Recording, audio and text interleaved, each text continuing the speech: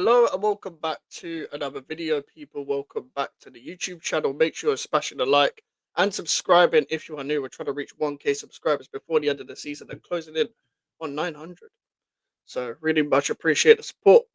And yeah, we're previewing the Brighton game. Unfortunately, West Ham United play tomorrow at 3 p.m. Away at Brighton.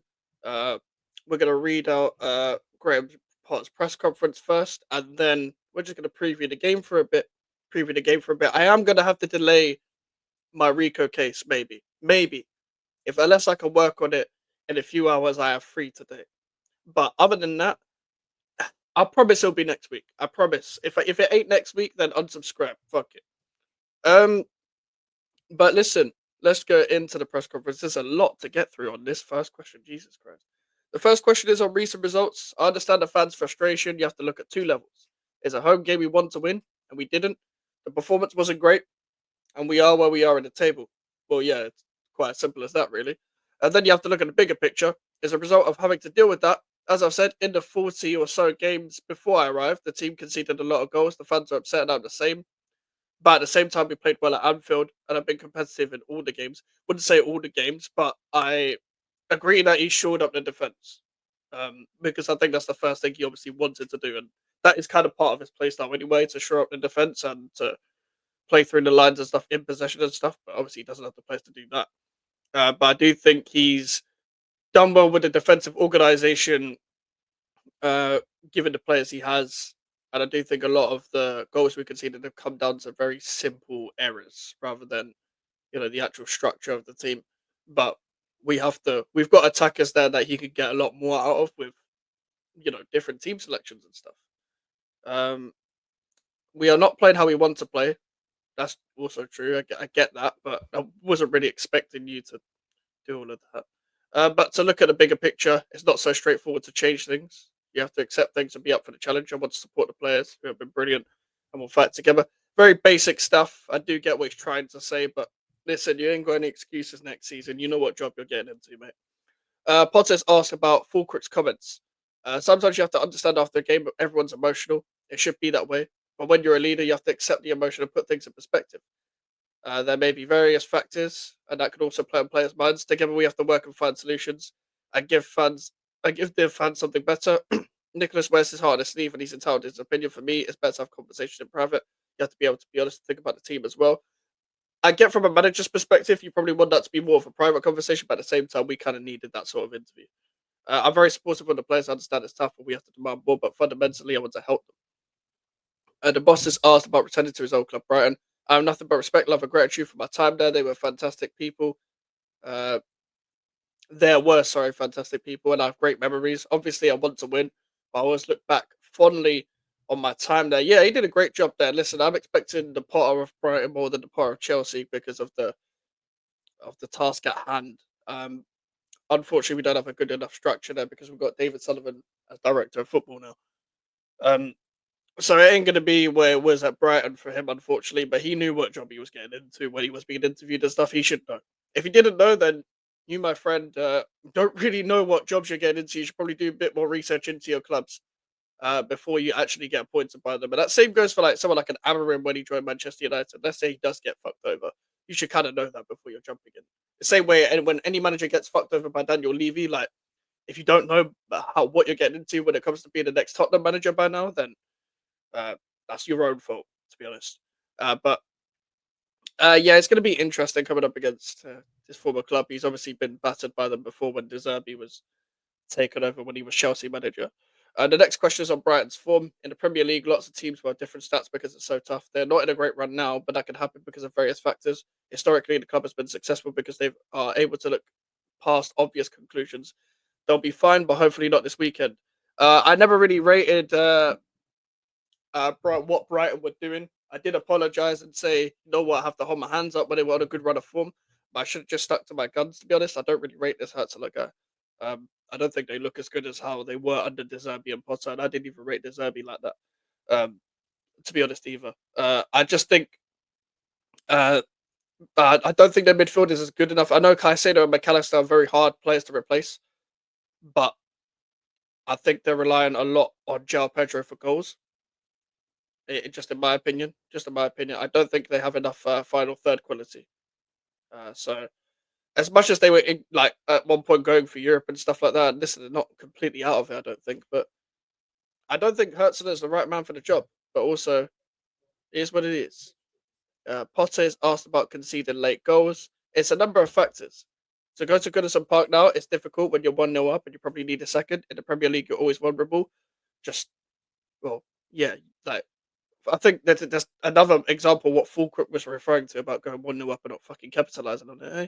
At Liverpool, we played well and maybe just switched off a little bit right at the end against a good team. Well, yeah, no shit. Southampton was slightly different. Probably our performance over the 90 minutes didn't deserve any more, but we were close to getting a win. I mean, to be honest, it deserves to be a draw in terms of if you're looking at it like that. But I don't like the whole performance deserves a result thing. I know everyone does it. I know managers, players, fans all do it. But whoever, like, if you win, you deserve to win. If you lose, you deserve to lose.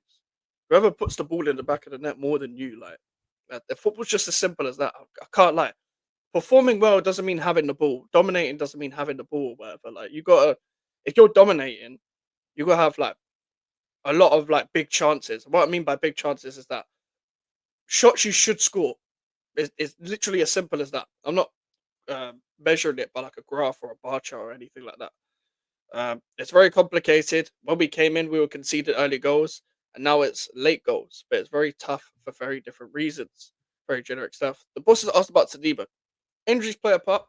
I think he arrived late to preseason as well. The team's been full of transition. The club invested a lot of money in the summer. If you look at consistent minutes, it's not been easy. I've enjoyed working with him, and he'll continue to get better.